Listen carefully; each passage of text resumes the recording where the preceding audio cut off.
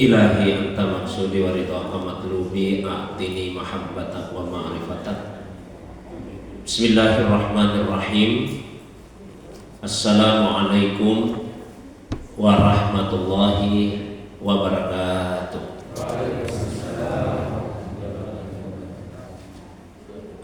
Alhamdulillahilladzi anzala sakinata fi qulubil mu'minin liyazdadu imanan ma'a imanihim walillahi junudus samawati wal ard wa kana Allahu aliman hakima. Wa sallallahu ala sayyidina Muhammadin allazi arsalahu ilan nasi basyiran wa nadhira wa ala ali Muhammadin wa sahbihi wa sallama tasliman katsira, amma ba'du. Bapak Ibu jamaah maghrib yang semoga dirahmati, dimuliakan oleh Allah Subhanahu wa taala. Alhamdulillah, malam ini kembali kita dihadirkan, dipertemukan oleh Allah Subhanahu wa taala dalam majelis yang semoga dimuliakan ini untuk melanjutkan kembali kajian kita, membaca satu kitab di dalam ilmu tasawuf, yaitu kitab Al-Hikam Al-Ata'iyah yang ditulis oleh Al-Arifu Billah Ibnu Atha'illah As-Sakandari qaddasallahu sirrah, beserta syarah atau penjelasan yang terdapat di dalam kitab Irsyadul Bariyah ila ba'di ma'ani Al-Hikam Al-Ata'iyah yang ditulis oleh Al-Ustaz Dr. Yusri Rusdi As-Sayyid Jabar Al-Hasani atalallahu umrahu wa baqa'ahu. Pertemuan terakhir kita telah sampai pada hikmah yang ke-41. Malam ini kita lanjutkan pada hikmah yang ke-42. Al-hikmatu as-saniyatu wal arba'un. Qala al-musannifu nafa'ana Allahu bi ulumihi wa ulumi masyayikhihi wa talamizatihi fid daraini amin ya rabbal alamin. La tarhal min kaunin ila kaunin fatakuna kahimarir raha yasiru wal makanul ladzi irtahala ilaihi huwa allazi irtahala anhu walakin irhal minal aqwal ilal muqawwil wa anna ila rabbikal muntaha. An-Najm 42. Wanzur ila qawlihi sallallahu alaihi wasallam faman kanat hijratuhu ila Allahi wa rasulihi fa hijratuhu ila Allahi wa rasulihi wa man kanat hijratuhu lidunya yusibuha aw imra'atin yatazawwajuha fa hijratuhu ila ma hajara ilaihi fafham qaulahu alaihi salatu wassalam wa ta'ammal hadzal amra in kunta za fahmin wassalam. Penulis kitab ini semoga Allah memberikan pada kita manfaat melalui ilmunya, ilmu dari para masyayikh, guru-gurunya, ilmu dari murid-muridnya di dunia dan di akhirat. Beliau berkata, la tarhal min kaunin ila kaun. Janganlah engkau mengadakan perjalanan berpindah dari satu makhluk ke makhluk yang lain. Fatakuna kahimarir raha, maka engkau akan seperti keledai yang dipekerjakan di penggilingan. Yasiru wal makanul ladzi irtahala ilaihi wal ladzi irtahala anhu. Keledai itu berjalan, namun tempat yang ia tuju adalah tempat yang sama yang ia tinggalkan. Walakin, akan tetapi, irhal minal aqwani ilal muqawwid. Lakukanlah perjalanan dari alam semesta menuju kepada pencipta alam semesta. wa anna ila rabbikal muntaha, dan bahwasanya hanya kepada Tuhanmu lah perjalanan yang terakhir, tujuan dari perjalanan. An-Najm 42. Wanzur ila qaulihi sallallahu alaihi wasallam, perhatikan juga sabda Nabi sallallahu alaihi wasallam, faman kanat hijratuhu ila Allah wa rasulih, maka barang siapa yang hijrahnya menuju kepada Allah dan Rasulnya, fa hijratuhu ila Allah wa rasulih, maka hijrah itu akan mengantarkannya kepada Allah dan Rasulnya. Wa man kanat hijratuhu lidunya yusibuha, dan barang siapa yang hijrahnya untuk dunia yang ingin dia peroleh, awim ra'atin yatazawwajuha, atau karena wanita yang ingin dia nikahi, fa hijratuhu ila ma hajara ilaihi, maka hijrahnya akan mengantarkan kepada apa yang ia tuju. Fafham qaulahu alaihi salatu wassalam, maka pahamilah sabda Nabi sallallahu alaihi wasallam, wa ta'ammal hazal amr, dan renungkanlah persoalan ini, in kunta za fahmin wassalam, jika engkau benar-benar orang yang memiliki pemahaman, dan semoga keselamatan tercurah bagimu. Jadi pada hikmah yang ke-42 ini, penulis kitab mengingatkan kepada kita ya, bahwa perjalanan itu jangan dari semesta ke semesta atau dari makhluk ke makhluk yang lain. Maksudnya seperti apa? Yaqulu asy-syarih, pensyarah kitab menjelaskan, ba'dama rafa'a himmataka an kulli ma siwallahi azza wa jalla litasila ila Allah, setelah Allah subhanahu wa ta'ala mengangkat semua keinginanmu, semua cita-citamu, cita-cita yang selain Allah subhanahu wa ta'ala, Allah angkat dari dirimu, Allah hilangkan dari hatimu, supaya engkau hanya berjalan menuju kepada Allah saja. Wa bassaraka bi uyubi nafsika, lalu kemudian Allah subhanahu wa ta'ala memperlihatkan kepadamu aib-aib dirimu, kesalahan dirimu, sehingga engkau menyibukkan diri dengan melihat kesalahanmu dan tidak punya waktu lagi untuk melihat kesalahan orang lain. Wa kharrajaka minha bitakhalli anha, lalu Allah subhanahu wa ta'ala mengeluarkanmu dari aib sifat-sifat yang tercela itu dengan tahalli darinya, mengosongkan diri darinya. Wa halaka bil fada'il, lalu kemudian Allah menghiasimu dengan sifat-sifat yang terpuji. Karena itu di dalam tasawuf dikenal istilah tahalli, tajalli, biasa disingkat dengan jim.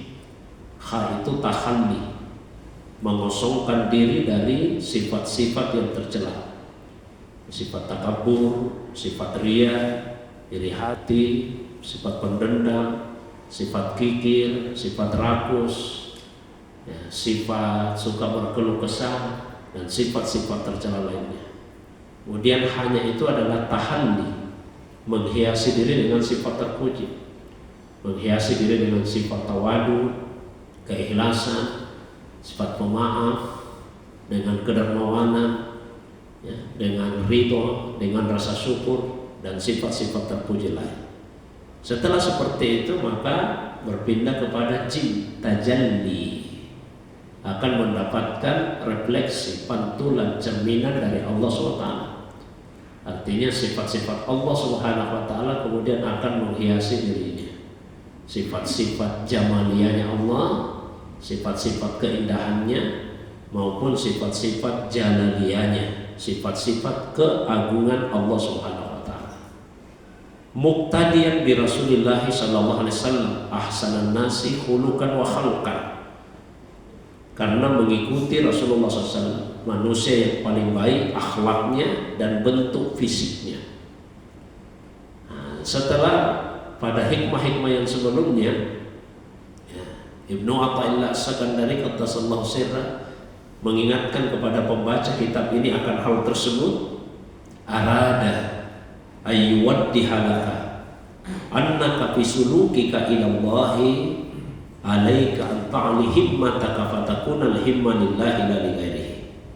Maka beliau kemudian ingin memberikan penjelasan kepadamu bahwa dalam suluk perjalananmu menuju kepada Allah. Saya pernah menjelaskan bahwa perjalanan kepada Allah Subhanahu wa taala itu tidaklah mudah. Ya ayyuhal insan innaka kadihun ila rabbika kadahan pamulaki. Wahai manusia, sesungguhnya engkau bersusah payah menempuh perjalanan menuju kepada Allah SWT. Pamulaki, tapi pada akhirnya engkau akan berjumpa dengannya. Banyak tahapan-tahapannya.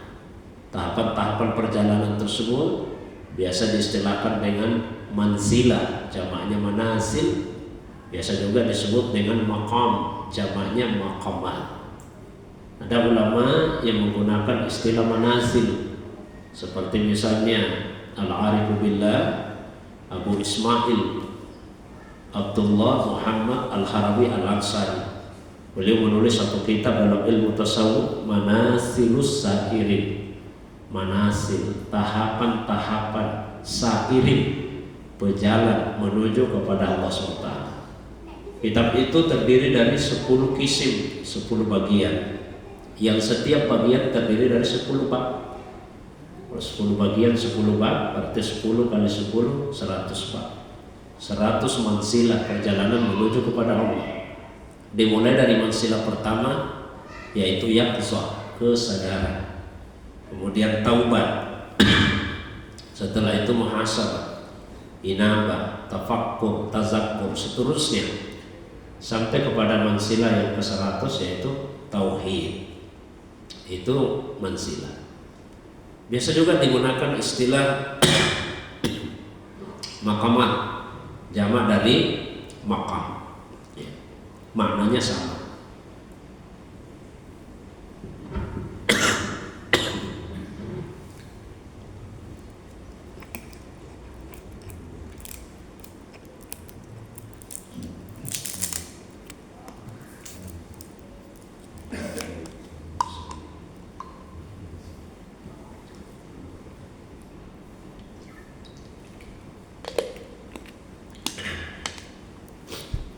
Meskipun manzilah atau manasik menuju kepada Allah itu banyak dan panjang, tapi terkadang ada orang yang tidak mesti melewati seluruh tahapan tersebut.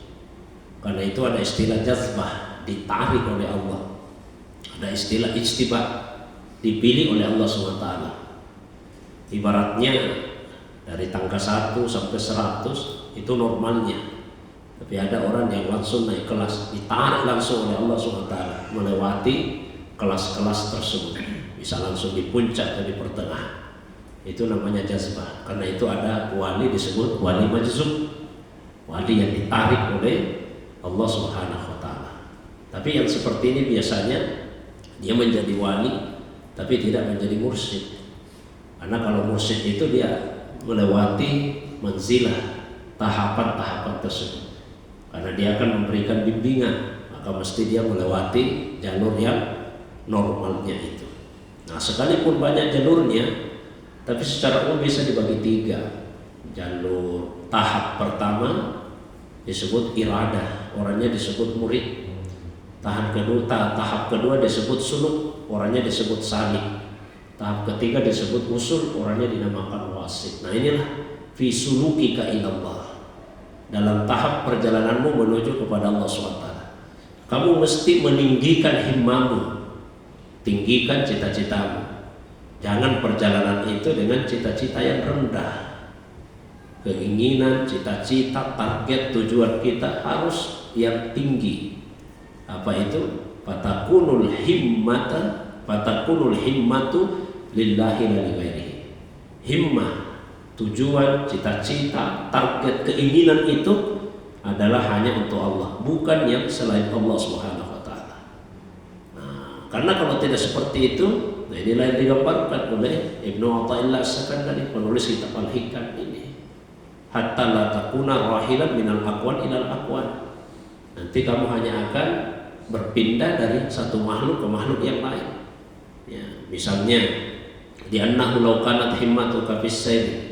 Ada orang yang himmanya, tujuannya itu belajar tasawuf, masuk tarekat, tujuannya apa? Ya ru'yatul malaikat. Ada yang ingin melihat malaikat. Saya mau ikut tarekat, kenapa saya mau lihat malaikat?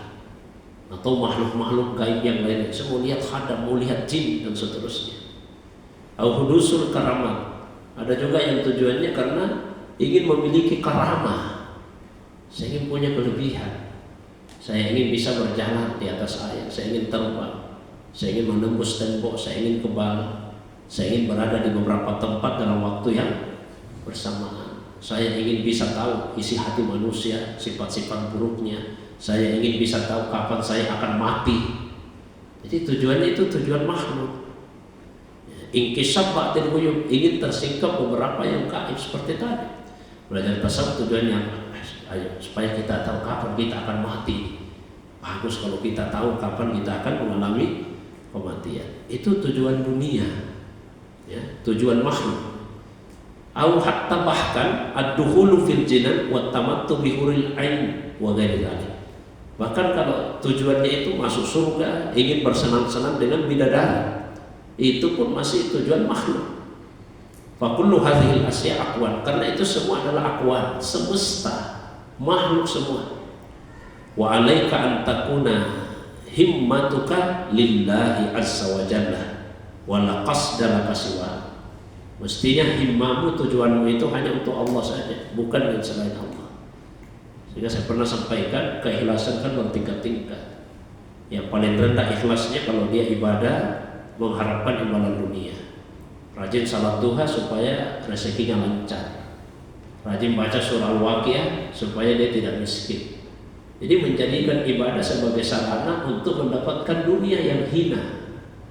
Meskipun untuk orang awam itu boleh, tapi itu keikhlasan yang paling rendah. Keikhlasan yang kedua, beribadah dengan tujuan akhirat. Tujuan akhirat apa itu? Supaya tidak masuk neraka, supaya dia masuk surga. Ya, tapi ini pun masih dipandang riya kalau orang yang arif billah. Ikhlasnya orang yang arif itu adalah ketika dia beribadah hanya untuk mendapatkan ridha Allah saja, bukan karena tujuan surga, takut neraka, apalagi tujuan dunia. Rabi'ah al-Adawiyah, qaddasallahu sirrah, beliau pernah berkata dalam sujudnya, ya Rabbah, ma'abadtuka khaufan min nari wa raghbatan fi jannati wa inna ma'abadtuka ibtigha'an liwajhi wa imtisalan li amri. Wahai Tuhan, saya tidak menyembahmu karena saya takut nerakamu. Saya tidak menyembahmu karena saya ingin masuk surga. Tapi saya menyembahmu hanya karena ingin mendapatkan wajahmu, keridhaanmu, dan hanya karena melaksanakan perintahmu. Nah, ini namanya himmah aliyah. Tujuan yang tinggi, bukan karena tujuan akhwan, bukan karena tujuan makhluk. Tapi kita harus mengukur diri juga. Kalau makamnya belum sampai ke situ, jangan juga asal baca di kitab, dengar ceramah, apalagi di YouTube. Wah, ada doa seperti ini. Saya juga mau deh, kalau saya sujud saya mau baca doa itu. Lalu kita mengatakan saya tidak menyembahmu Tuhan karena takut api neraka, sementara kepada api dunia saja masih takut. Lalu kita katakan tidak takut api neraka. Nah, itu dusta dalam ucapan kita. Fayaqulu laka, sehingga penulis kitab Al-Hikam ini menyampaikan kepada la tarhal min kaunin ila kaun fatakuna kahimarir raham. Jangan sampai kamu berjalan dari satu makhluk ke makhluk yang lain, dari satu semesta ke semesta yang lain. Nanti keadaanmu seperti keledai di penggilingan. Ada namanya Pak, keledai penggilingan itu yang dimanfaatkan untuk menggiling gandum. Jadi dia berputar-putar saja di situ, tapi dia tidak sadar kalau dia cuma berputar-putar di tempat itu saja. Nah, maka yasiru, dia berjalan, wal makanul ladzi irtahala ilaihi wal ladzi irtahala anhu. Tempat yang dia tuju itu juga tempat yang dia datangi. Mungkin kita berpindah Pak, tapi sama-sama makhluk, maka dianggap sama saja. Nah, dianggap sama. Di dalam Al-Quran An-Najm ayat 42 Allah SWT menegaskan wa anna ila rabbika al-muntaha, dan bahwasanya hanya kepada Tuhanmu lah al-muntaha, tujuan akhir dari perjalananmu. Semua pada dzalika ja'a bi hadis yadullu alal matlub fi raf'il himmah. Nah, setelah itu beliau kemudian mendatangkan hadis untuk menunjukkan pentingnya meninggikan cita-cita kita, keinginan kita, niat kita. Wanzur ila qaulihi alaihi salatu wassalam. Coba perhatikanlah sabda Nabi SAW. Faman kanat hijratuhu ila Allah wa rasulih, fa hijratuhu ila Allah wa rasulih. Siapa yang hijrahnya untuk Allah dan Rasulnya, maka hijrahnya itu akan mengantarkan kepada Allah dan Rasulnya. Tapi wa man kanat hijratu li dunya yusibuha, siapa yang hijrahnya untuk dunia yang ingin dia peroleh, aw imra'atin yatasawwajuha, atau karena wanita yang ingin dia nikahi, fa hijratu ila ma hajara ilaihi, maka hijrah itu akan mengantarkan kepada apa yang dia tuju.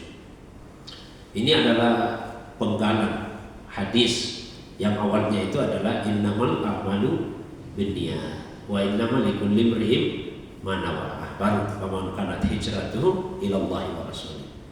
Nah, coba kita perhatikan redaksi yang digunakan Nabi sallallahu alaihi wasallam.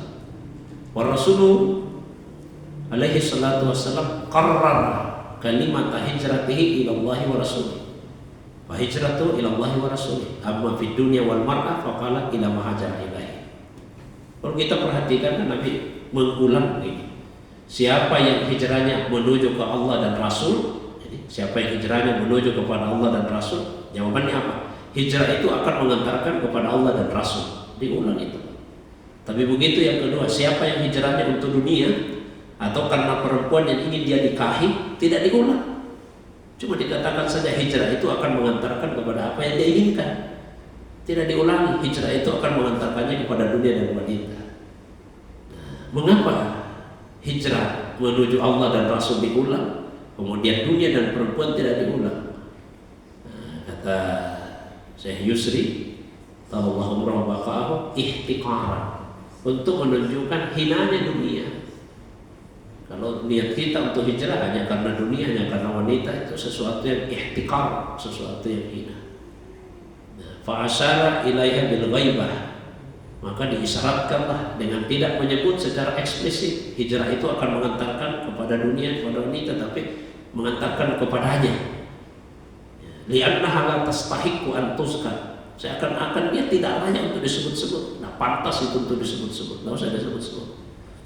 Amma lamma kanatil himma al-'aliyah fil hijrah lillahi wa rasulih faqarraraha li bayani ulumil himmah. Tapi ketika himmah 'aliyah, cita-cita yang tertingginya dalam hijrah adalah Allah dan Rasulnya, nah diulangi untuk menjelaskan ketinggian kedudukan dari niat tersebut. Ya, saya lakukan saja Pak.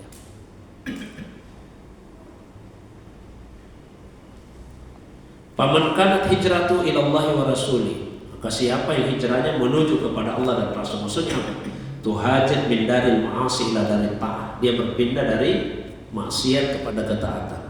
Tuhajat min daril Islam ila daril iman, dia berpindah dari wilayah Islam menuju kepada wilayah iman.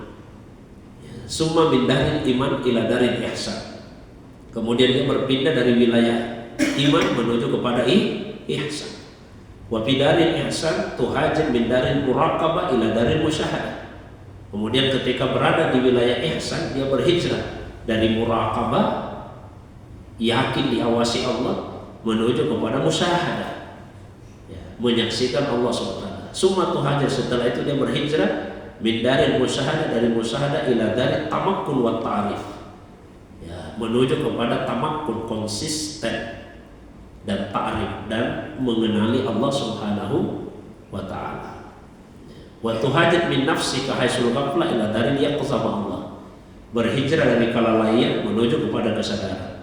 Wa tuhajat min daril yaqzah ila zikr, berpindah dari yaqzah kesadaran menuju kepada zikir. Ila daril fana, sampai kepada fana. leburnya segala sesuatu amma siwa al-mazkur, kecuali Allah SWT. Karena sebetulnya tidak ada yang bisa menghijab Allah, tidak ada yang bisa menghalangi Allah. Menghijab itu mesti lebih besar daripada yang dihijab. Ya, misalnya Pak, kalau saya mau tutupi kitab ini, pakai botol tidak bisa, karena botol ini lebih kecil daripada kitab ini. Kalau kitab ini mau dihijab, ditutupi, mesti hijabnya lebih besar. Nah, tidak ada yang lebih besar daripada Allah Subhanahu wa Ta'ala. Maka tidak ada yang sanggup untuk menghijab Allah Subhanahu wa Ta'ala. Nah, kalau tidak ada yang bisa menghijab Allah Subhanahu wa Ta'ala, terus kenapa kita ini manusia tidak bisa usaha, tidak bisa menyaksikan Allah? Bukan karena Allah terhijab, tapi karena kita yang terhijab. Ya, terhijab itu bukan Allah, kita yang terhijab. Dan hijab yang terbesar itu bukan siapa-siapa. Hijab yang terbesar diri kita sendiri. Selama kita masih merasa ada, maka selama itu kita terhijab dari Allah Subhanahu wa Ta'ala. Nah, maka disebutkan tadi hijrah ila daril fana, kepada leburnya diri.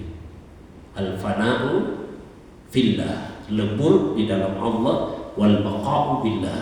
Lalu kemudian baqa dengan Allah Subhanahu wa Ta'ala. Di akhir beliau katakan, renungkanlah itu jika kau punya pemahaman, dan semoga keselamatan tercurah kepadamu. Saya kira itu pengantar kajian kita di malam ini, hikmah yang ke-42 dari kitab Al-Hikam Al-Ata'iyah. Seperti biasa, kalau ada yang ingin didiskusikan, yang ingin ditanyakan, baik yang berkaitan dengan pembahasan atau masalah agama yang lain, saya persilakan. Wa ilallahi turja'ul umur. Wassalamualaikum warahmatullahi wabarakatuh.